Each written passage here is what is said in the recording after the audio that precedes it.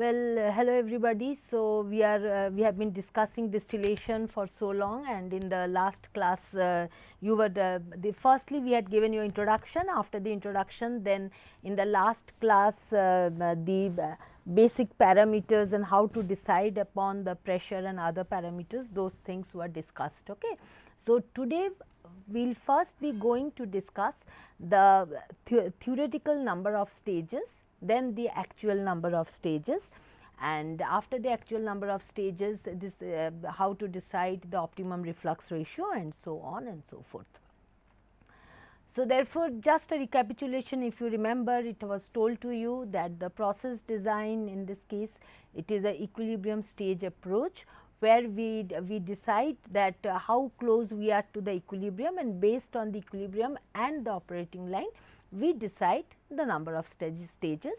This is the traditional approach to find out the number of stages in contacting towers.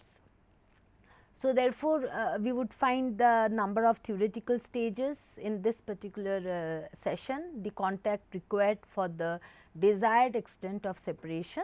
How much separation we require, that depends definitely upon the feed flow rate, the composition, and also the distillate and the bottom compositions. And so, based on that, we would have to decide that what should be the separation that we want.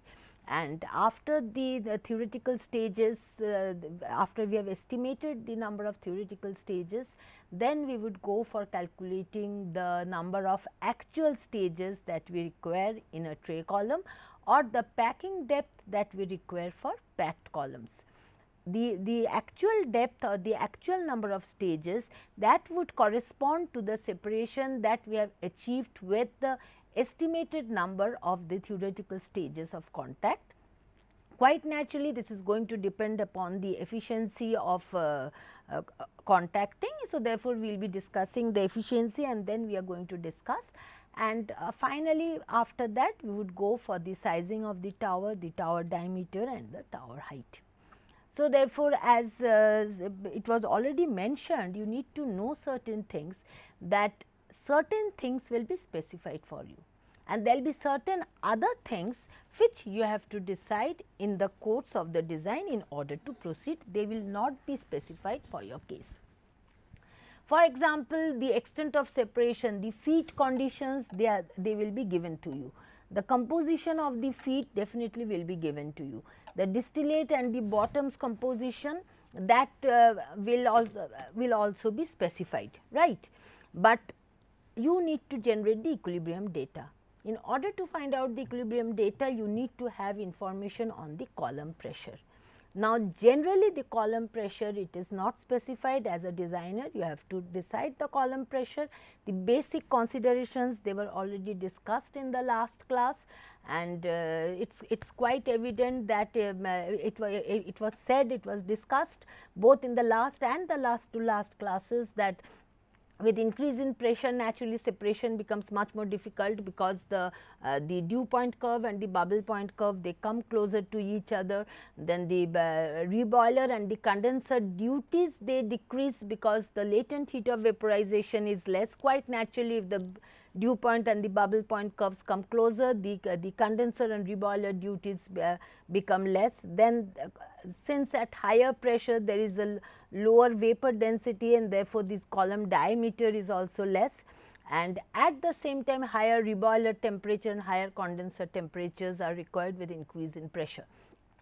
And the lower limit, it is usually set up by the requirement if we require vacuum operations. And the other thing you already know, that in the condenser, the cooling, it is achieved either by cooling water or by air coolers, right. So, therefore, we would always like to operate the column under such a condition that the cooling water, which under Indian conditions, they are available, generally the inlet temperature is 33 degrees centigrade, the outlet temperature generally it is around 47 degrees centigrade. So, therefore, provided we have the pressure should be adjusted in such a way that we can use the cooling water in order to obtain the required cooling which is necessary for condensation in the condenser, right. And suppose that is not possible, under that condition we go for refrigeration, as we use refrigerant as a coolant in the condenser. Now, remember one thing, for both vacuum operations as well as for the use of refrigerants, definitely it adds to the capital and the operating cost. So, definitely we would not be preferring these things unless it is absolutely essential. It will be absolutely essential, suppose it happens that we would like to use either cooling water or maybe say air coolers, and we find that for using these particular things, and we have to go for a combination of high pressure operation and using of refrigerants. It can also happen that the top product that we get, that particular top product, the product, it decomposes or it deteriorates or it cracks at the temperature of the condensate. Under that condition, in order to reduce the temperature, we would prefer a vacuum operation. So, therefore, normally as an initial guess, what we would prefer to do is, we would like to keep the distillation pressure to as close as possible to ambient conditions, such that if we can use cooling water or air cooling in the condenser. So, if this is possible, that by keeping the distillation pressure close to the ambient, we can use cooling water or air cooling in the condenser, we would go to that particular pressure close to the atmospheric. For normal cases, normally we usually take a 1.1 or 1.2 kg per centimeter square, and we usually try to operate under that condition. Well, after that, so therefore, normally the column pressure gets fixed up in the way I have said. When I say column pressure, again you must be remembering this refers to the top pressure of the column. Okay. And usually if the pressure drop within the column is not very high, you do not know that in the beginning. So, in the beginning you assume the top pressure and to generate the VLE data at the column pressure or at the column top pressure. After the entire McCabe Thiele has been worked out, the actual number of stages has been computed. Under that condition, you can compute the bottom pressure, the bubble point of the bottoms product. Under that condition, you can again calculate alpha. If you find that the alpha top, it is close to the alpha bottom, you are fine, you can proceed. In case you find that there is a remarkable difference between alpha top and alpha bottom, under that condition you have to rework and generate the equilibrium data for a average alpha, which, as I have already mentioned, this is the geometric mean of the alpha top and the alpha bottom, right. The next thing is the condition of the feed at the column pressure. Now, if normally what happens, the feed, it is available as a liquid. And then what we would prefer to do is, we would like to heat it till at least the bubble point or till it becomes a two-phase mixture, and then we would like to introduce it in the column. The primary reason for doing this is that, the primary reason for doing this is that we would like to minimize the heat transfer or the interaction between the feed and the streams within the column, right, because in this interaction, if some amount of enrichment is lost, that is not going to be a desirable situation. So, therefore, we would like to have the feed either under the saturated liquid conditions, because under that condition what happens, the vapor flow rate below and above the feed flow rate, they tend to be equal, and that is not at all disturbed. The other thing for preferring a liquid feed is that what happens, you are going to pump the feed inside the column. Now, when you are going to pump the feed inside the column, then by this means also there is one way for increasing the column pressure. So, therefore, normally to start with, what we assume that the feed is under saturated liquid conditions. Well, the next thing is, so therefore, more or less the feed flow rate, the feed condition, the column pressure, everything has been done. The overhead condenser type, unless it is specifically mentioned that a partial condenser is required for some particular purposes, we will always go for a total condenser. And the reboiler type, we can select the reboiler type. And the important thing is, this is also one more thing that we are required to select. the reflux ratio with respect to the minimum reflux ratio, which I am going to discuss in the course of this lecture. And from this particular inputs, what are the outputs that we would expect? Definitely the bottom and the top products, this can be obtained from a mass balance equation. Then the number of equilibrium stages which we are going to get from the McCabe-Thiele method. The minimum reflux ratio I will be discussing in due course. The boilerplate in the reboiler and the condenser and reboiler heat loads, that also I will be discussing. Then after that, once the number of equilibrium stages are obtained, we can find out the actual number of stages, the feed stage location and also the stage wise vapor and liquid composition. So, therefore, mainly what you have to decide on this is firstly the operating pressure, as I have already told you, the feed condition and the reflux ratio that you are going to work with. Now, regarding the reflux ratio, if we assume that the entire column is a standalone system and the cooling water and the steam, they are, we just assume that we do not get these things from any other part of the plant, then in that case what we generally the optimum reflux ratio, it is or rather the reflux ratio, it is selected based on the optimum design, and this optimum design, it is decided based on a trade off between the capital cost as well as the operating cost. Now, it is quite evident that suppose you start with a very low reflux ratio, extremely low, say almost we are not introducing any reflux at all, that is minimum reflux. What happens?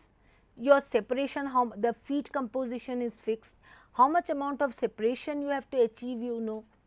So, for that particular separation, if the reflux ratio is very less, then in that case naturally you would require an infinite number of trays in order to effect this separation.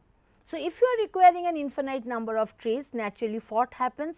The column cost, that becomes infinite. Of course, under this condition, when you are not generating reflux, so for that particular condition, your condenser and reboiler heat loads, they are also much less.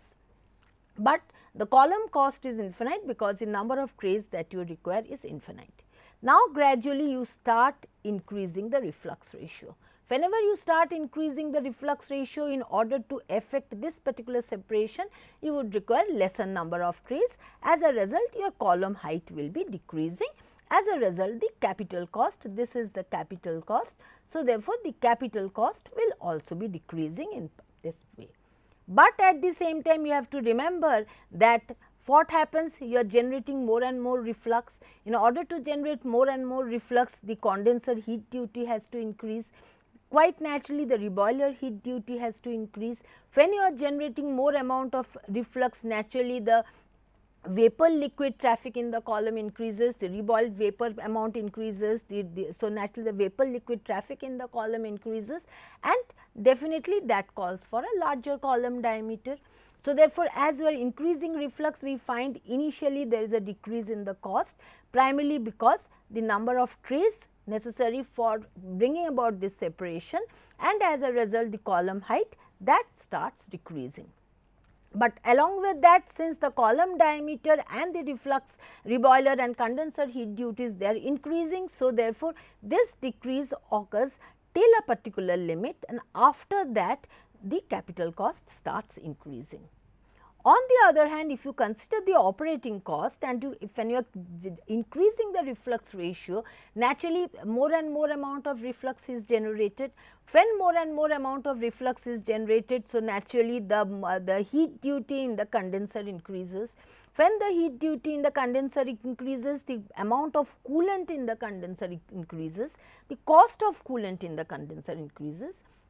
When the more amount of reflux is introduced, there is also an increase in the amount of reboiled vapor. When the amount of reboiled vapor increases, quite naturally the heat energy which is added to the reboiler, that increases, and therefore, the reboiler heat duty also increases. So, therefore, we find that more or less the operating cost, this is the operating cost, it keeps on increasing with reflux ratio. so therefore, if we add the two, if for any particular reflux ratio, if we add the capital cost and if we add the operating cost, then we get the total cost of the column. So therefore, what do we find? We find that with increase in reflux ratio, the total cost of the column, this is usually expressed as the annualized total cost. You will come to know about what does an annualized total cost mean in the next class. So therefore, we find that the annualized total cost, this initially decreases, it comes to a minimum and then it increases. So therefore, over this particular range, if you find, we have the column can be operated at the minimum cost, and therefore, this corresponds to the optimum reflux ratio. So optimum reflux ratio, it is decided based on economics of the column. Well, so therefore, so what you have done, you have decided the column pressure based on which you have generated this particular equilibrium data. This is at the column top pressure. Next, what you have done, the feed condition, it is decided, right? And after that, you know the distillate composition, you know the bottoms composition. Now, generally for binary fractionation, we use a graphical procedure which is commonly known as the McCabe-Thiele procedure for binary fractionation, and this is constructed on this particular XY plot.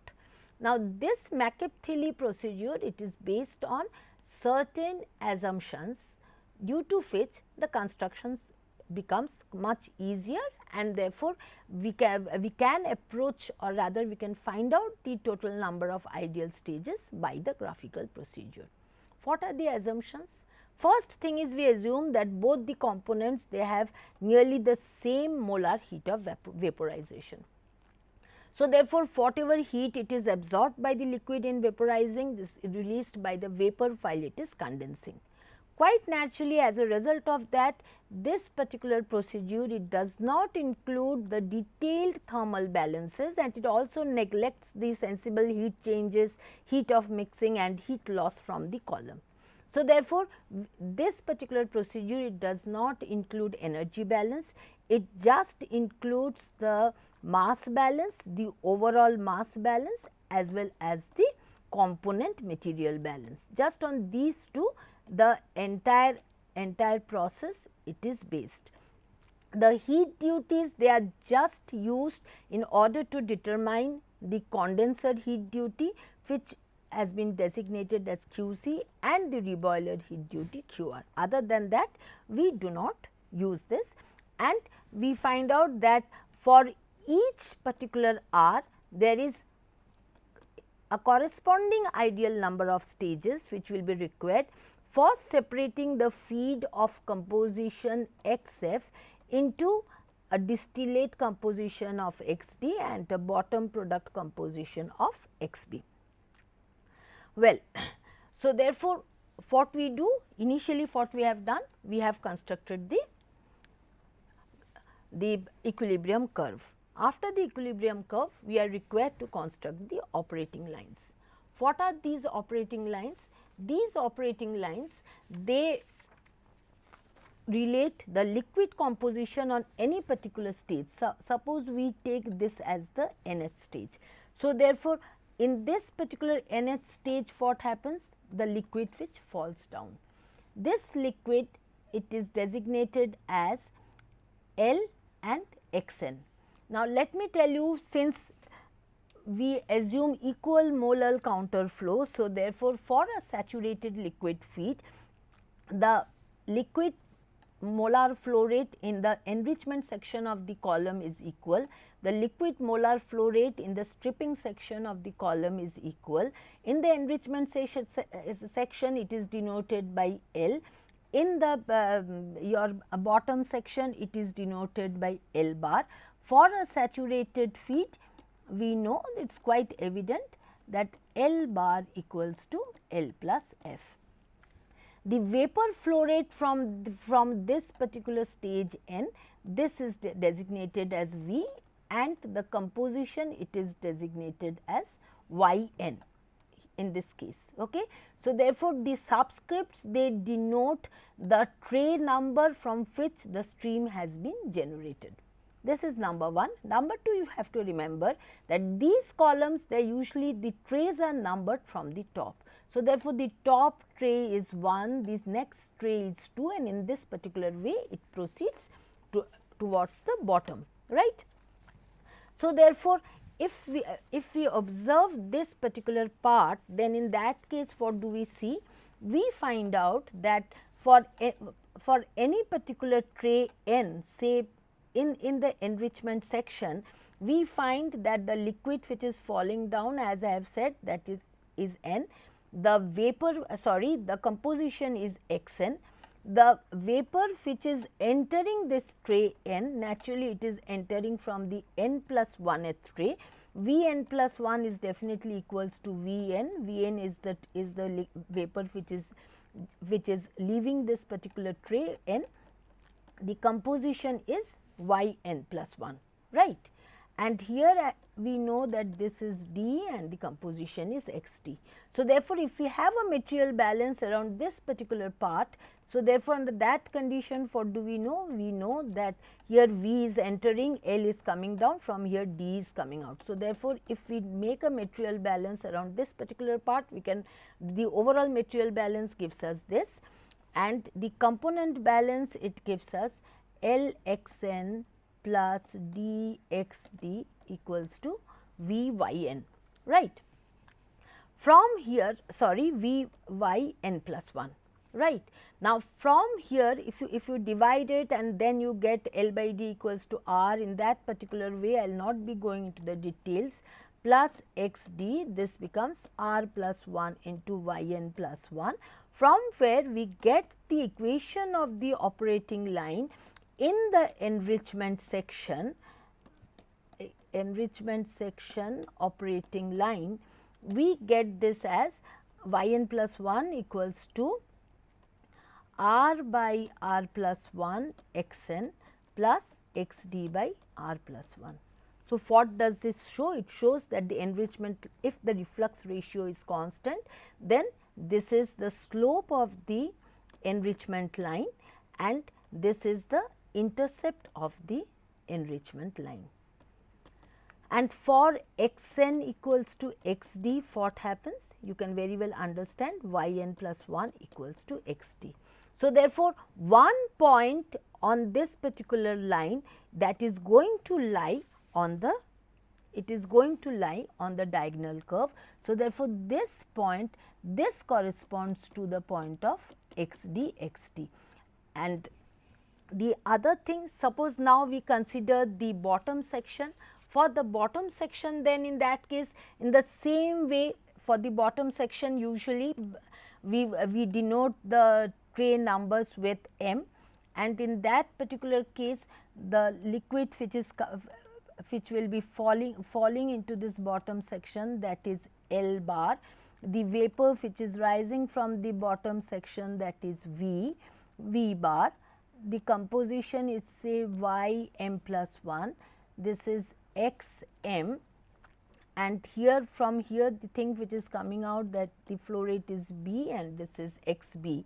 So, therefore, for this particular case also, if we write down the material balance in a similar way, we would get L bar Xm equals to V bar Ym plus 1 plus B into Xb, from where we find out that the stripping section operating line, the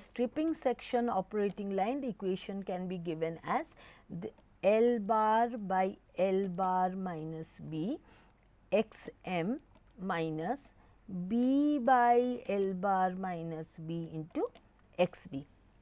Now, in this particular case also, if you put Xm equals to Xb, that means for the last tray where m corresponds to the last tray, if you put Xm equals to Xb, then in that case if you substitute it here, you will get Ym plus 1 equals to Xb. So, therefore, from here also we find that one particular point of the stripping section operating line, that should also lie under this particular condition. So, therefore, we have generated the enrichment section operating line, we have generated this enrichment section operating line, we find that it originates from this particular point and the intercept under this condition it is x d by r plus 1. The stripping section operating line, we know it originates from x b, but we do not know about the slope or any other point. Definitely we know that this line is going to intersect the rectification section operating line under some particular condition, but depending upon the slope the intersection point can change. And quite naturally the point of intersection should correspond to that particular point where we will be changing from the enrichment to the stripping section, or in other words this particular point it should correspond to the feed point. Now, how to locate, rather how to fix up the stripping section operating line? For that we need one more line which is known as the feed line. Again for the feed line, if you consider, say suppose this is the feed tray. So, therefore, on this particular tray F is the flow rate, ZF is the mole fraction, HF is the HF it is going to be the molar enthalpy, and the liquid which is falling on the feed tray it is L, HL, and the vapor which is rising from here, the vapor has V, HV, right, and this particular tray number it is NF. So, therefore, the vapor flow rate which is rising from this tray it will be NF, and the liquid which is falling to here it is going to be X NF minus 1, right. So, in this particular case also, just like I have done for the enrichment section and the stripping section, we can write down a overall material balance and we can also write down a component material balance. For the overall material balance, what do we expect to get? For the overall material balance, quite naturally it is going to be F plus L plus V bar will naturally be equal to L plus V, right.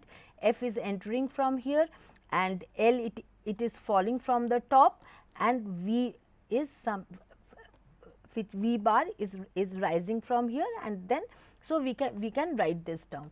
From an enthalpy balance we can write F HF plus L HL plus V bar HV equals to L bar HL plus V HV. You will remember that we had assumed that the molar latent heat of heats they are the same, right. So, from there we get L bar minus L into HL, which is equal to V bar minus V into HV plus F HF, fine. So, from here we can find out that L bar minus L by F will be equal to HV minus HF by HV minus HL, and this particular ratio, this is known as the Q, it is known as the Q factor. This particular Q factor basically it is the heat which is required to convert 1 mole of the feed to the saturated conditions divided by the molar latent heat of vaporization, right. So, we can express this particular point, this particular parameter either by Q or maybe by the by F, where Q is the fraction of feed as liquid, F is the fraction of feed which is as vapor. So, naturally F plus Q becomes equal to 1. So, therefore, we can very well understand if you see that the heat required to convert 1 mole of feed to saturated vapor divided by the molar heat of vaporization. So, you can understand that depending upon the condition of the feed, the Q is going to change, right. For example, if we have liquid feed at its bubble point, we have Q equals to 1. If we have vapor feed at its dew point, so therefore, this corresponds to saturated liquid. If we have vapor feed at its dew point, under that condition quite naturally what we will be having Q equals to 0. So, therefore, this corresponds this corresponds to saturated vapor. If you have partially vaporized feed under that condition, what will you expect? For partially vaporized feed, quite naturally Q will be lying between 0 to 1, right. And suppose we have cold liquid feed, under that case what will you expect? Suppose the liquid feed it is below its bubble point and the bubble point is shown by this, then in that case, in this case quite naturally it will be 1 plus the Cp of the liquid, the extent of subcooling which is there, divided by the lambda, right. And in the same way, if it is superheated vapor, then in that case it is going to be minus Cpv into Tf minus T dew point of the feed divided by lambda. So, therefore, depending upon the feed, you can understand that there are different situations. This corresponds to saturated vapor, this corresponds to saturated liquid, and then this corresponds to the two phase mixture. And if you have a feed Q line in the under this condition, it is superheated vapor, and this corresponds to subcooled liquid. In the same way, the way I was proceeding, in the same way if you proceed, you will get the equation of the feed line as well in this particular form, right. So, from here what do you know? That for the feed line, the equation the slope is given by Q by Q minus 1, or in other words minus of this, in whatever way you write. So, depending upon the feed condition, you are in a position to find out the slope. And also you know, for this particular case, if your x equals to xf, then in that case your y also becomes equal to xf, of course, or rather if you put it at zf, then your y also becomes equal to zf. So, therefore, we find that for the feed point as well, this also there will be one point on the Q line which is going to lie on the diagonal line, right. So, therefore, you can locate the feed point and you can also find out the slope of the feed point. So, now what do you have? You can construct the upper operating line. One point you know corresponds to xd, and the intercept under this condition, that corresponds to xd by r plus 1. You can find out you can locate the Q point. We had started with saturated liquid, therefore, this is the Q line, it has originated from xf. Now, once you know this particular point, then in that case you know one point on the stripping section operating line as well. So, from here if you join, then in that case you have got the stripping section operating line as well.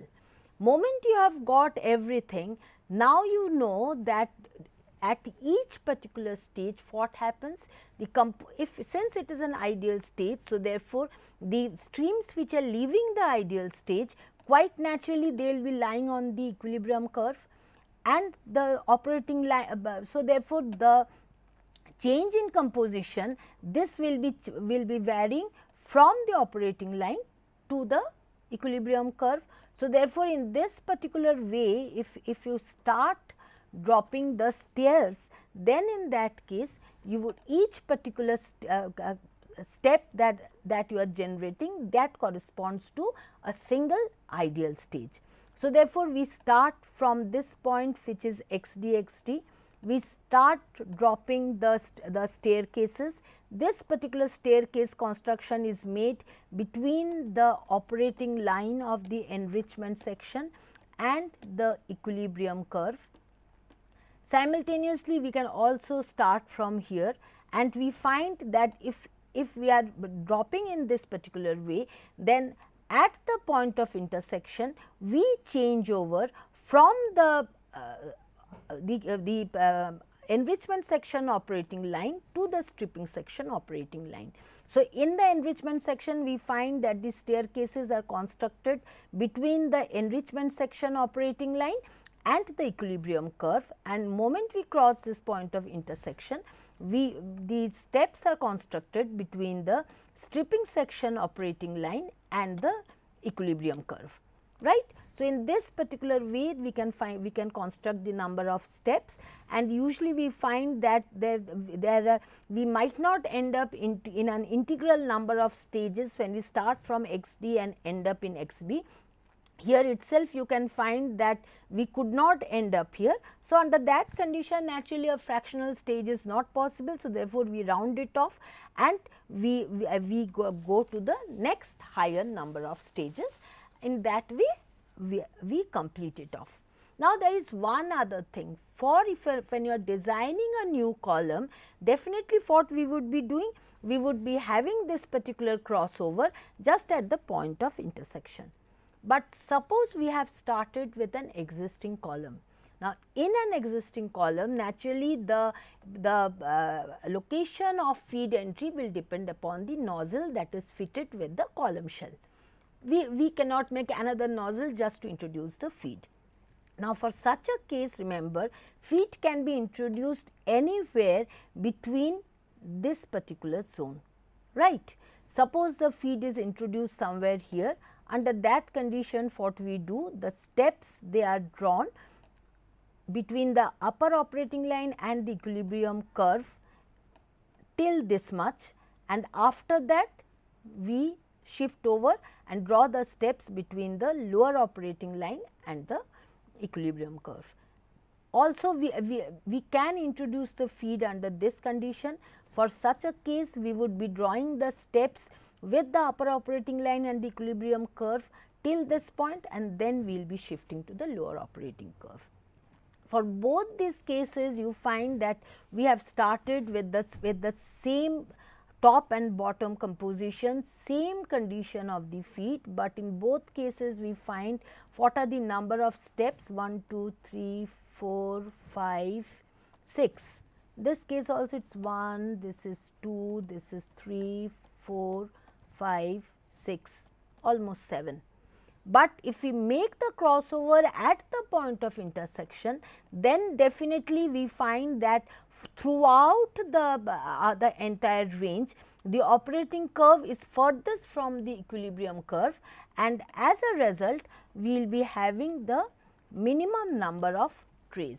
So, therefore, we find that if really we would have we would want the minimum number of stages, then the crossover from the upper operating line to the lower operating line has to happen exactly at the point of intersection of the enrichment section operating line, the stripping section operating line, as well as the Q line.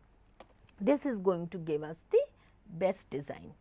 Now, along with that, we would what I would like to tell you is that the entire thing was discussed based on a particular reflux. Now, this particular reflux, it can vary between two limiting conditions. One limiting condition is the total reflux condition. Quite naturally, it is very evident that the entire liquid from the condenser is introduced into the column as reflux, and we are not drawing any product. What is the other extreme? The minimum reflux condition, where we almost do not introduce any particular reflux into the column, right. And the design reflux will always lie between these two limiting conditions. In the next class, we are going to discuss the concepts of total reflux, minimum reflux, and after that how we select the reflux ratio, and we will also be doing a problem just to discuss whatever we have been discussing, or rather just to demonstrate the process of finding out the total number of ideal stages. So, this much for today. Thank you very much.